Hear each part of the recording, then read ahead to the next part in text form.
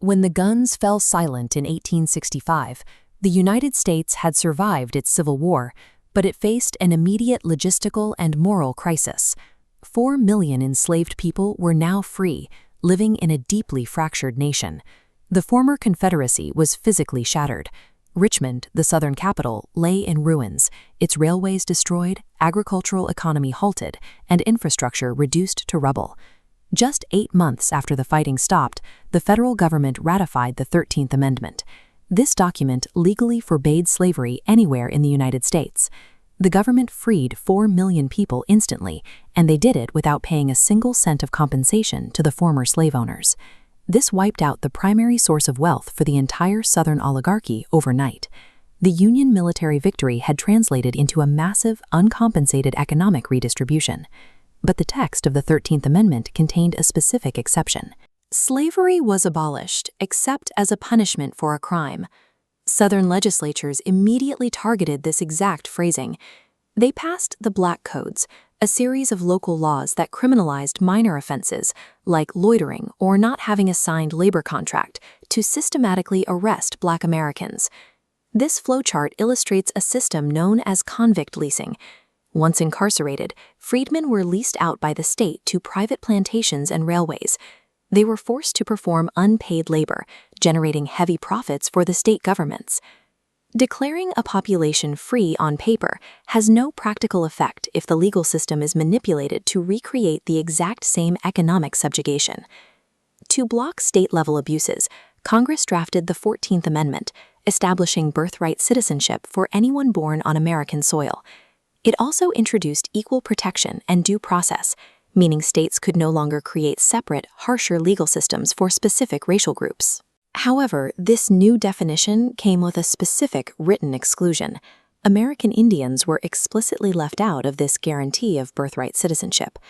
When the amendment went to the states for ratification, 10 of the 11 former Confederate states flatly refused to sign it. They directly defied the federal government's authority. Congress now faced a severe constitutional crisis. They could either compromise with the unrepentant Southern legislatures, or they could use military force to compel equality. Congress chose force. In 1867, they passed the Military Reconstruction Act, an uncompromising response to the South's defiance. This map shows how the act stripped the Southern states of their autonomy. The former Confederacy was divided into 5 distinct districts, each placed under the direct occupation and governance of federal military commanders. The federal government issued a strict ultimatum. The Southern states would remain under military occupation and be denied representation in Congress until they ratified the 14th Amendment. There was a second condition for readmission. While under military rule, these occupied states were forced to extend voting rights to former adult enslaved males. This coercive military mandate to expand the ballot box led directly to the drafting of the 15th Amendment, designed to permanently secure the franchise against racial discrimination. The foundational civil rights of the American Constitution were not peacefully debated and agreed upon in a spirit of unity. They were installed at the point of a federal bayonet. Eventually, political deals were struck, military reconstruction ended, and federal troops were withdrawn from the South. Once the military presence vanished, a violent Southern backlash began immediately. Local groups organized to terrorize and disenfranchise Black voters. This graph shows the result of specific legal tactics used to bypass the 15th Amendment. By implementing poll taxes, fees charged to cast a ballot, and subjective literacy tests, Southern states forced that plummeting line, dropping Black voter registration to near zero between 1870 and 1900. Returning autonomy to the states successfully neutralized federal constitutional amendments for nearly a century. Constitutional rights, it turned out, require constant, active federal enforcement to survive. Fast forward to the 1950s and 60s. The promises written into the Reconstruction Amendments had sat legally valid on paper, but went largely unenforced in practice.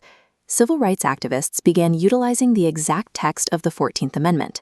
They took the Equal Protection Clause, the guarantee that the law applies to everyone equally, into the courts, and successfully used it to dismantle legal segregation. The struggle for the ballot culminated when the president explicitly demanded that Congress pass new legislation to finally enforce the text of the 15th Amendment. Congress passed the Voting Rights Act of 1965. This authorized strict federal supervision over local elections to abolish the remaining deterrents to Black enfranchisement. The Reconstruction Amendments did not magically fix America in 1870, but by embedding equality into the nation's highest law, they installed the legal blueprints that future generations would use to finally force the nation to honor its promises.